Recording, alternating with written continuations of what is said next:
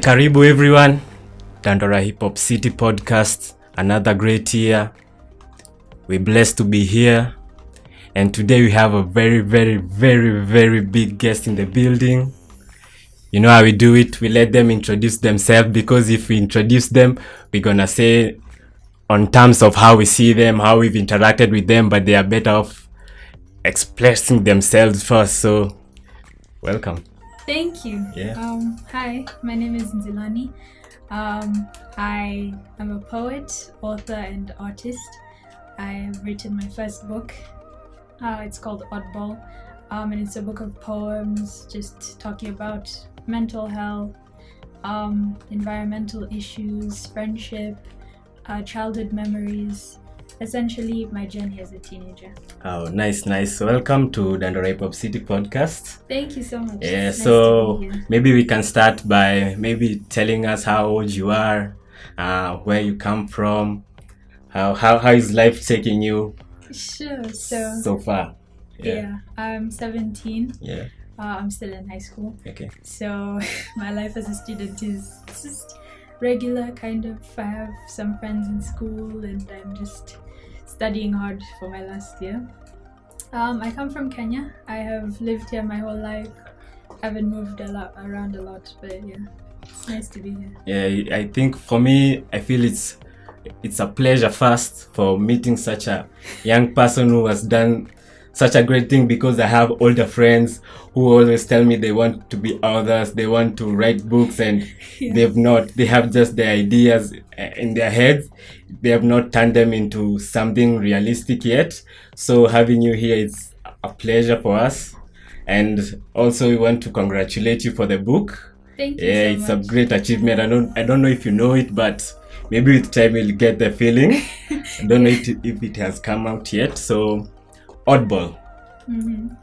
where did the idea come from? And let's start with the name first. Yeah, so I started writing these poems when I was like 13 years old. I really started getting into poetry then. And around that time, I had been feeling like kind of an outcast. I never really fit in because I was always the quiet kid. I kind of stuck to myself, always was reading a book. And so one of my teachers in year 7 encouraged me to start writing poetry just as a way to express myself. And so I started to put my feelings into the book. However I was feeling odd, or whenever I was sad, I would write a poem and I would feel better. So Oddball is just kind of a representation of me feeling like kind of an outcast, and it's like a reclamation of that, saying yes, I am an oddball, I'm a bit strange, but that's a good thing. And how does a 13-year-old feel like she's odd from the rest? And yet, we might say you've not experienced the world fully. How does a 13-year-old feel? Is it that how your friends are treating you? Is it, or is just you feel like you don't want to interact with anyone? Yeah, so because I was always just quiet and I never really was so social, I was usually just reading. I faced some bullying in school, as well as like because of my culture. I would bring food into school, and it wasn't like the typical food. It was things like githeri, ugali, and you know, people would kind of pick on me for that. So that kind of just made me feel outcast and stuff. But you know, I've learned from those experiences, learned how to treat people with kindness and embrace other people's culture as well. So at that age of 13, what sparked you to say I'll express myself using poetry or writing or whatever? What made you think or say I'll use poetry as a way of expressing myself?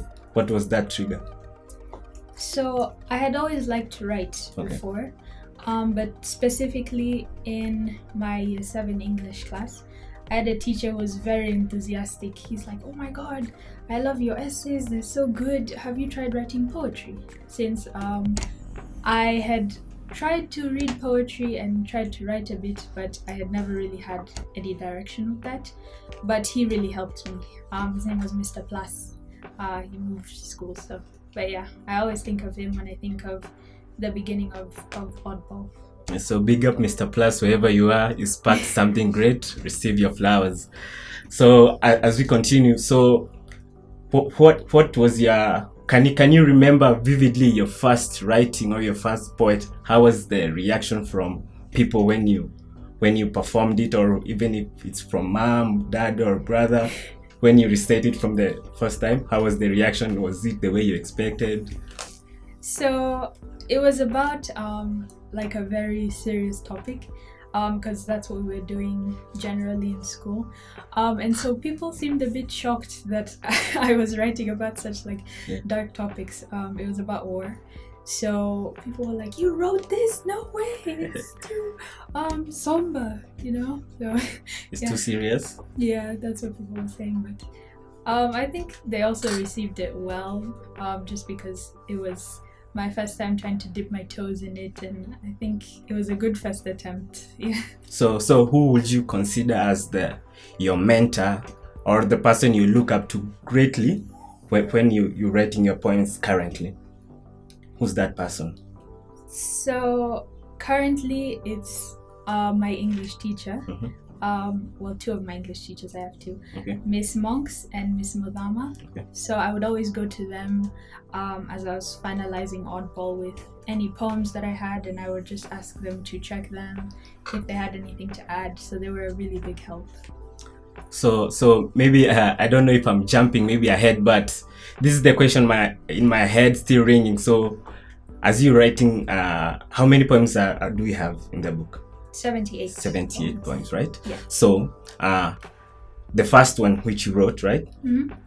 Did you know the 78th one, how it will end, or you were coming up with them as you were continuing? Yeah, so that's the thing for me about poetry, is that I never really plan it.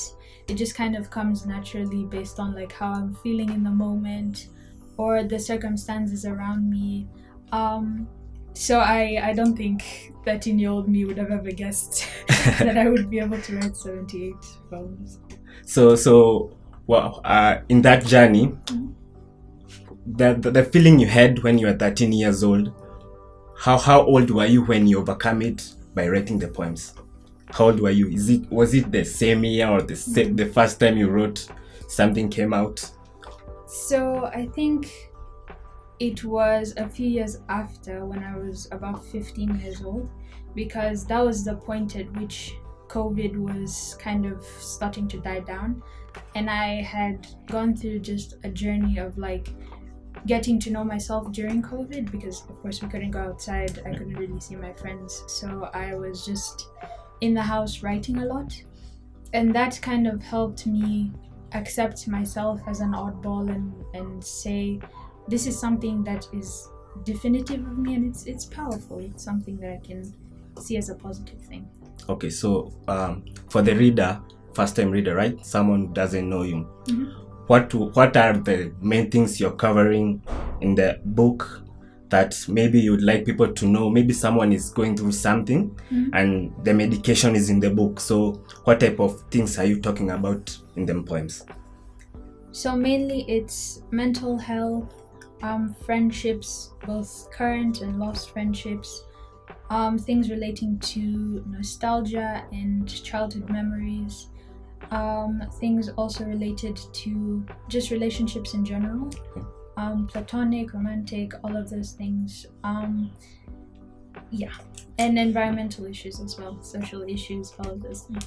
Man, that talking about those, I don't think a normal 17-year-old would be able to tell anyone or anything about mental health. So because right now in the world, mm-hmm. mental health is the number one disease everyone is having. We're having a lot of suicides. Yeah. We're having a lot of partners killing partners even in the country. Yeah. We're having even people dropping out of school because of just mental health. And according to you, mm-hmm. how would you define mental health? So I wouldn't just define mental health as like your mind. I would define it as your happiness, the way that you interact with people, however you feel through all parts of the day or the week, or it's a huge part of your life, and it's just as important as physical health. So it covers all aspects: your happiness, your sadness, your emotions in general, and it's so important to make sure that it's stable, and that you're talking to people about it if they're going through any challenges with it. Do you have these conversations with your peers at school, or they are just maybe you can say they are not yet ready for such conversations? Do you have such conversation with your peers? Yes. So at my school, mental health is really emphasized, and it's really also emphasized that you should talk to whoever you feel comfortable with if you're not feeling very well mentally. And especially with my friends, we have a lot of conversations about however we're feeling, and we try to be really conscious of our own mental health and how we can help each other and support each other. Okay, nice. So another question: how long did it take to compose all those 78 poems? Is it from you're 13 years old until now, or there's a time you reached and you say, I'm going to start my book right now, or you just collected them from way back? Yeah, so I went all the way back. It's taken 5 years to just put all this together, write it, edit it, everything. And back then I never would have thought to compose all of them into one book, but after seeing how many there were and seeing how similar some themes were, I just decided that it would be better to compose all of them together into one book that people could read. What was your greatest challenge by writing? Personally, writing isn't really the challenge. I really enjoy writing and I can express myself through it. I think it was editing that was the thing, because you really have to be keen when you're editing, and you need to go over your poems constantly, and sometimes doing that you can get sick of some poems and say, I've read this poem too many times, I know it too well.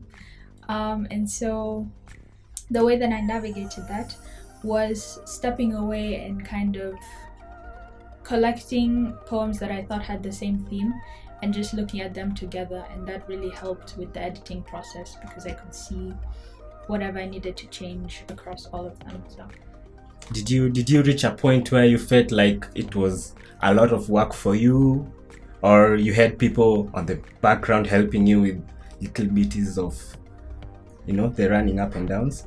Definitely. My mom and my teachers were a massive help, because whenever I wasn't so sure about certain poems, or whenever I was getting tired of writing, I could just ask them for their input, and they would be super helpful in their opinions, their thoughts, whatever I needed to add, or alternative pathways that I could take to write the poems. Okay, I'm seeing the cover page, and it's maybe looking a little bit off, weird. So Yeah. Would you please maybe explain the concept, how the concept for the cover came? Sure. So when I was looking over the poems, I needed to find a way to tie them together in a way that would be representative of all of them. And I've always loved astronomy, astrology, space, and everything. It's always been such an interesting concept. And so I chose Pluto as the focus of the cover, because Pluto itself is a very strange planet. It was in the solar system and then it got kicked out. Yeah. This person on the cover is actually me. And I designed the cover, painted it, everything. And the Pluto is being held, and that's representative of the reclamation of being an oddball, being kind of strange, and it's just meant to embody that kind of process of being able to recognize the strength of being an oddball, and the power in it. Okay, next I would like us to talk about lost friendship, because I've seen you've said it's something that you're covering in the book. And maybe first I would like you maybe to give us an example or an experience you've had of maybe a lost friend, or what triggered that to be in the book. Yeah.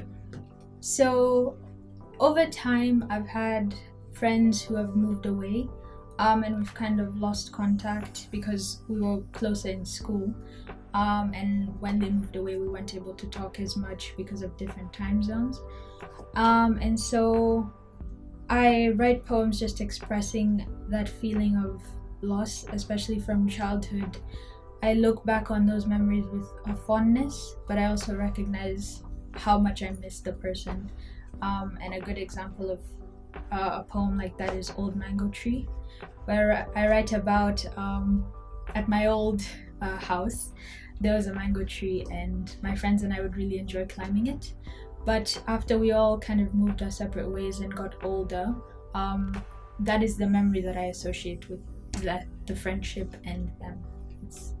So when you're writing these poems, are they a way of maybe covering that scar up, or are you just trying to reach to them, to the lost friends? Which type are you using in the book?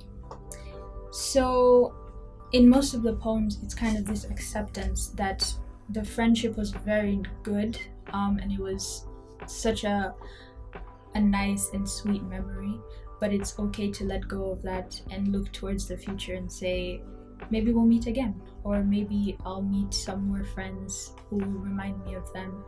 So rather than reaching back towards the past in hopes of trying to recover it and have it be the exact same way, it's kind of an acceptance that that part of my life is finished and now I can look towards other things. So it's a way of accepting how the reality is, not only a way of covering the whole or trying to reach, because if maybe one of your friends gets to read the poem, they'll also feel the same way you are feeling, and they'll know like the feeling is mutual. Yes. They're not feeling alone how they are feeling, right? Yeah, exactly. Nice. I think that's a very, very good way of covering that, because in our lives we always go through that. Mm-hmm. We meet friends, and then maybe time or distance separate us, but the memories we created with them, we still cherish them and hold them dear every time. But not all friends, right? Yeah, not all friends. Some friends are my best friends, like Tay, Harleen, Amara, Ellie. You guys are my best friends, and I hope that we stay in contact forever, in fact. Yeah. So I'd like to ask you this. While we are writing, this is a light question, right? To ease the mood. Yeah. Which was your favorite snack while writing? What were you on when writing? So listening to music. Yeah, my favorite snacks have definitely changed. As I've grown up, my tastes have changed. And I like to have some popcorn nowadays as I'm writing. I just like to have something light that can last me through the hours of sitting on my computer. Yeah. So by writing, right? Did you have the idea of making money from your book, or it was pure from just expressing yourself? I know they all come together, right? But which came first? Did you I want the money, I have an author who makes millions, and which was your first motivation? Was it the money or the expression? So as I was writing the poems, my main focus was just kind of expressing my emotions and making sure that I was being able to have a creative avenue to just kind of find myself, find my own way. But definitely as I was compiling the poems, it was kind of like how is this going to be able to reach other people? And that's by selling. You sell a book so that you can impact other people's lives. So. Are you doing an audiobook for it? Are you getting that? That has definitely been in consideration. Okay. So stay tuned. So it's gonna be a surprise. So how many pages are we talking about? So it's about 130 pages. Yeah. How is it divided in chapters, or they're just poems you'll find randomly? Like you have to read them to know whatever it's all. Have you divided into chapters? Because you might create chapter, maybe from chapter 3 we're talking about friendship, from chapter 1 we're talking about mental health, or have you placed them random so that everybody can follow all them through? So the way that I organized it, as I was compiling it, I was seeing poems that I wrote when I was like 13 or 14, and I saw that they had very similar voice, and same with the ones that I wrote when I was 15 to 16 and 17 to now. So I organized them into sections. There's 3 sections in the book that kind of represent the beginning, the middle stages, and the end. Even though it's not the end of my writing journey, it's kind of the end of my teenagehood. And yeah, this book is just kind of a representation of that journey. So let me ask you this: when maybe you get to 50 years old, will the book still be relevant to you, and still to the 17-year-old who will be 17 years when you'll be 50 years? Will the book still be relevant for everyone, or is it just for a certain age which people are in?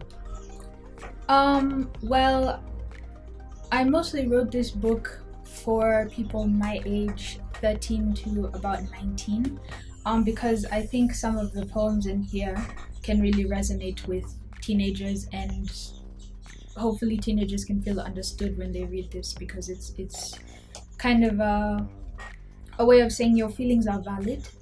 And so when I'm 50 years old, I think it'll still be relevant to me, because I can look back and say, this is exactly the way that I was feeling when I was a teenager.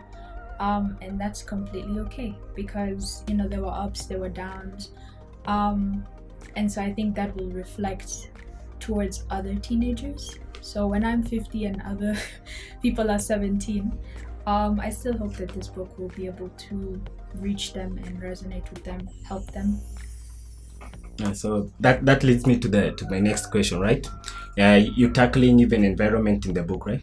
So how does a teenager get to mingle with the environment? How are you advising them to take care of the environment, or which way are you approaching your fellow teenagers on approaching the environment way? Yeah. So I think that the way to approach climate change has been really amplified, and it's been made into such an impossible seeming issue to tackle. But I think that there's small things that we can all do, like you can reuse plastic bottles, glass jars, and boxes. You can walk to places instead of driving.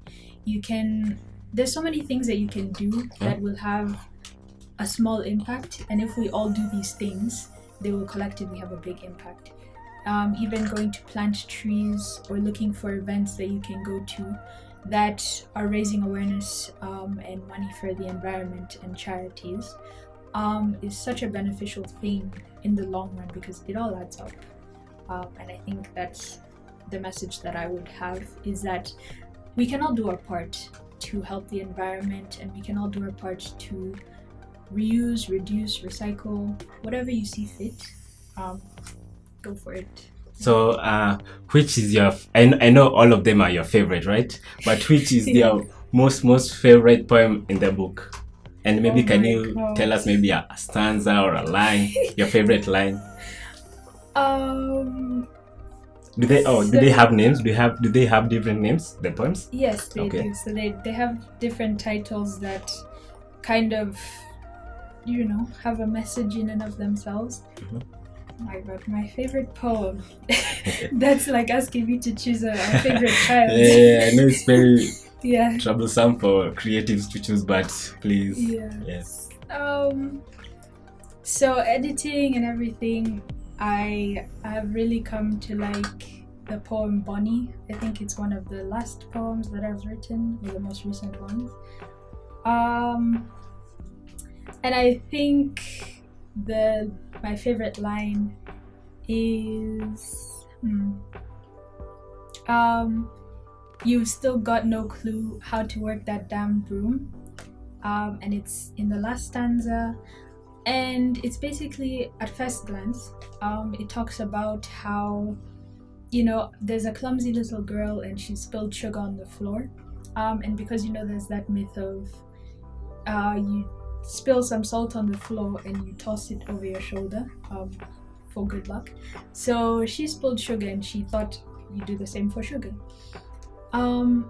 That's the surface level, but as you kind of read more into it, it's kind of a representation of how there's so many expectations on young girls in society to conform and be perfect, and there's so much criticism from all sides, which is why the structure of the poem is the way it is.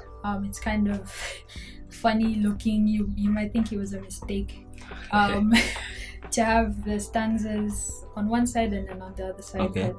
But it's kind of, on the left, these are other people who are talking about the little girl in the poem, and on the right, it's people who are talking to her. So there's just so much pressure and criticism that young girls face, and I think it's important to be conscious of that, and to try and reach out to these young girls and say, you can be whatever you want to be, not what society expects of you.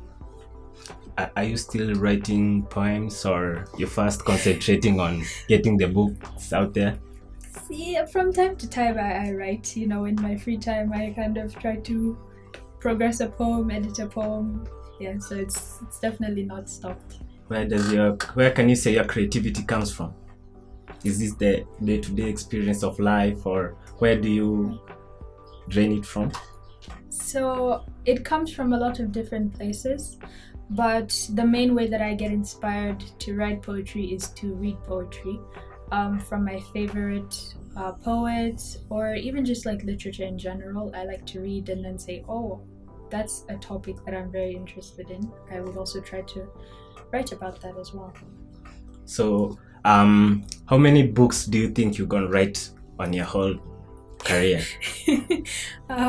That's a good question, and you're bringing me back to 13-year-old me who had no clue the direction, but my lucky number is 4, so for now I'm going to say 4 poems, 4 poetry books, 4 short stories as well, maybe. We'll see. Which was the hardest part? Which was the hardest poem you're writing? There's a poem, I think it's the last poem in section 2. It's called Ye Faith Must Rest in His Sanctitude.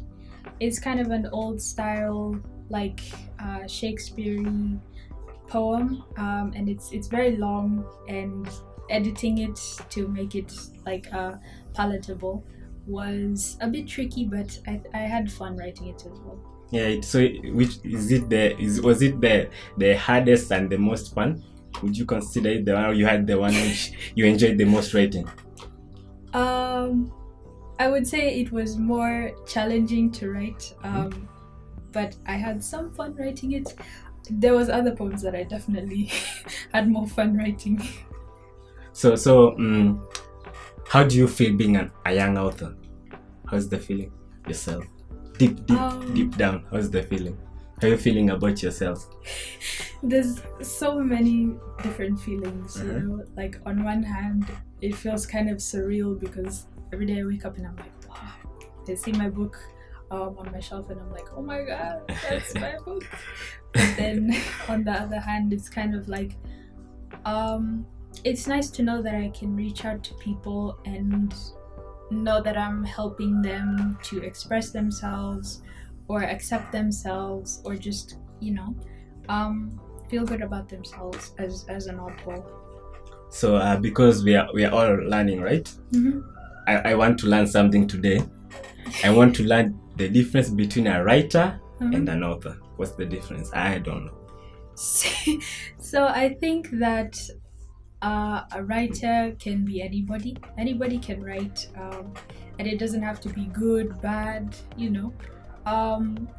you can break the conventional rules, conform to them, whatever you decide. You just write whatever you feel. But I would say that an author is somebody who is published, maybe. And publishing doesn't have to be just, a paperback book. It can be online. You can post your work online. That's what I think. So when do you think someone can legitimately call themselves an author or a writer? After successful, or even in the process, you can call yourself an author while you're still in the process, or is supposed to be a finished product?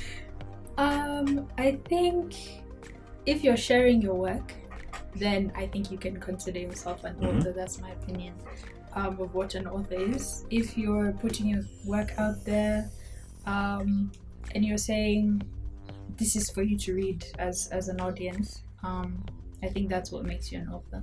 And what makes someone a good author? What do you think makes someone a good author? I think if you're confident in your own work and you can say, this is exactly what I intended to write, this is the way that I want to put out my work, this is the message that I want to spread, then I think that makes you a good author, if you are confident in whatever you're doing.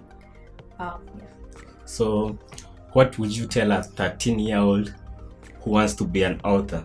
What advice would you give her or him right now?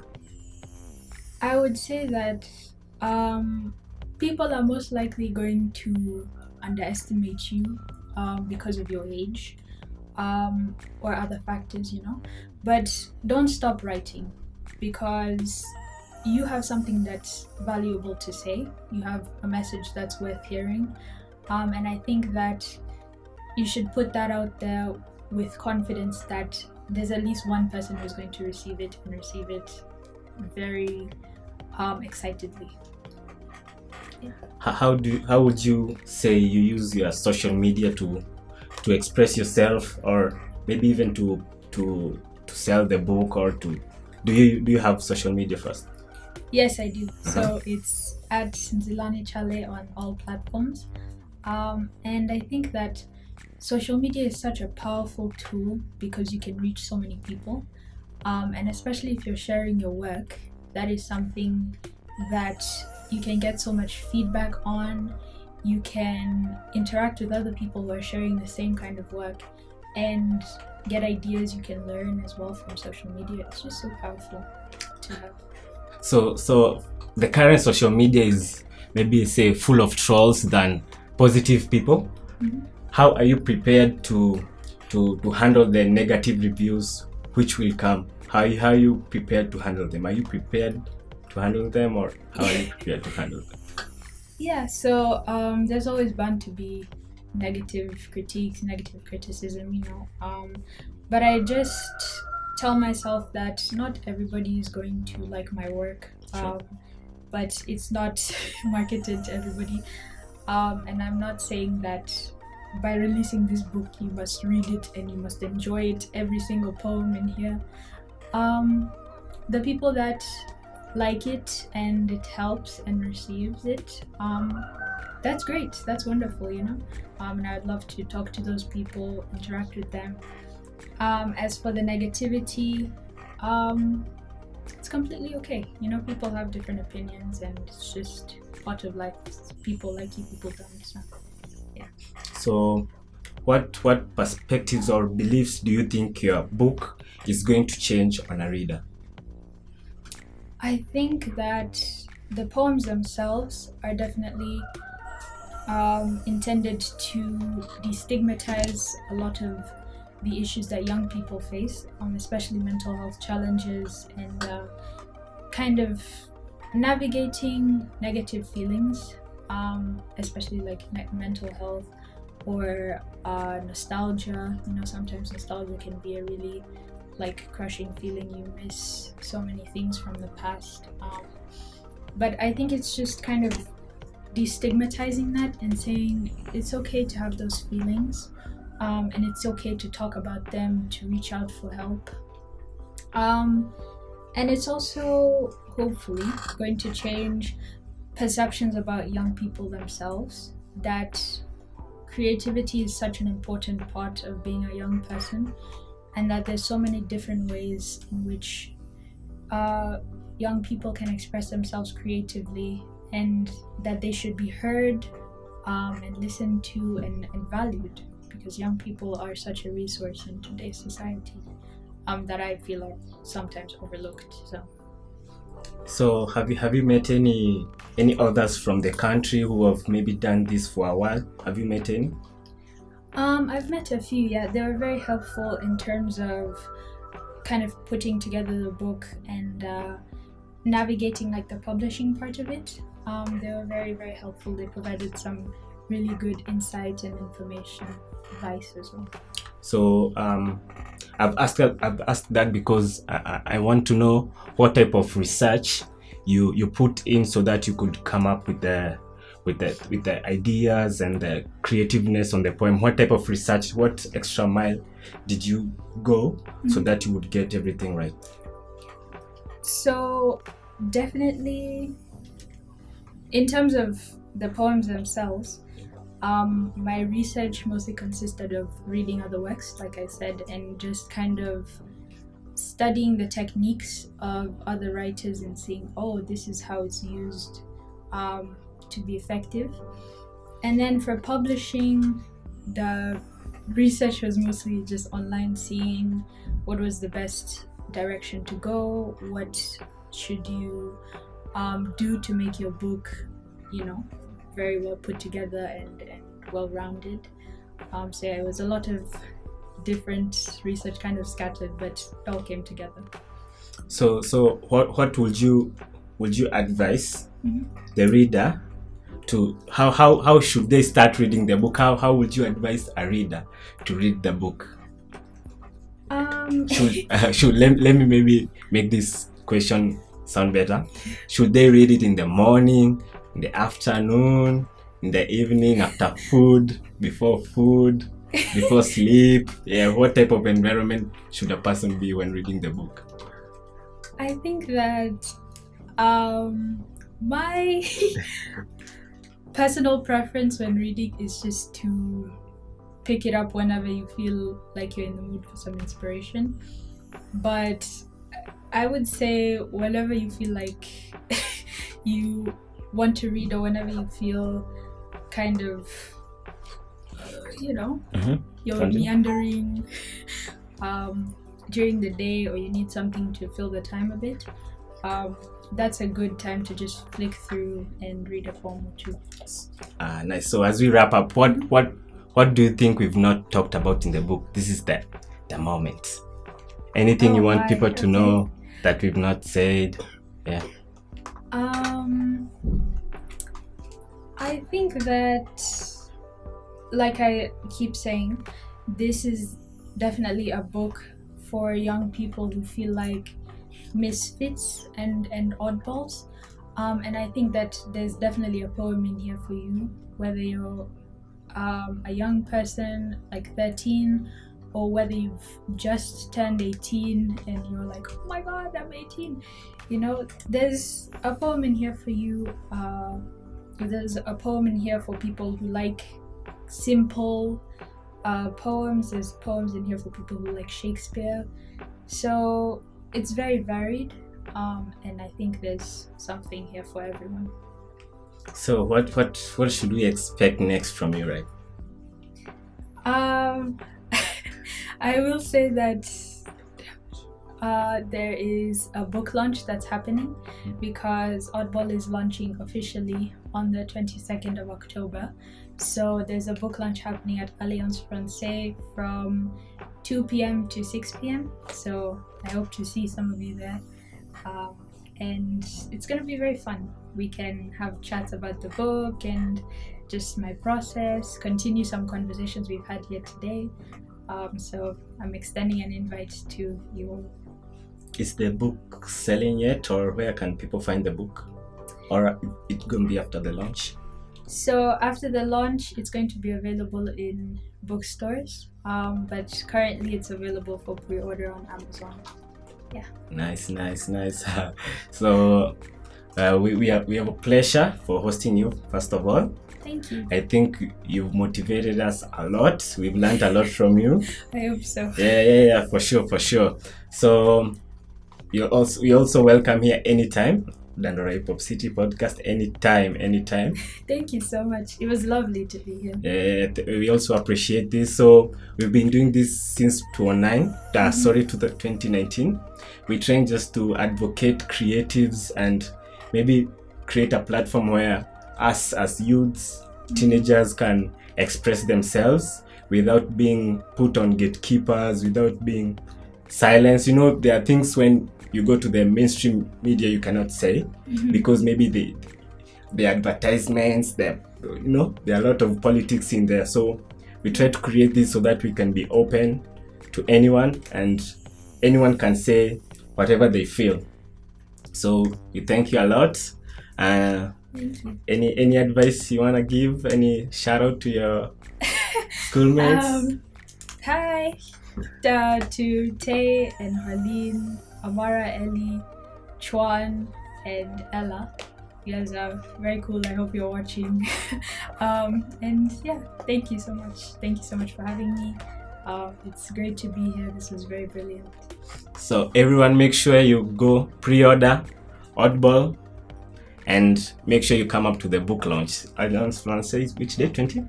22nd. Welcome. Yeah. It has been nice. Dandora Hip Hop City podcast. Be out. Peace.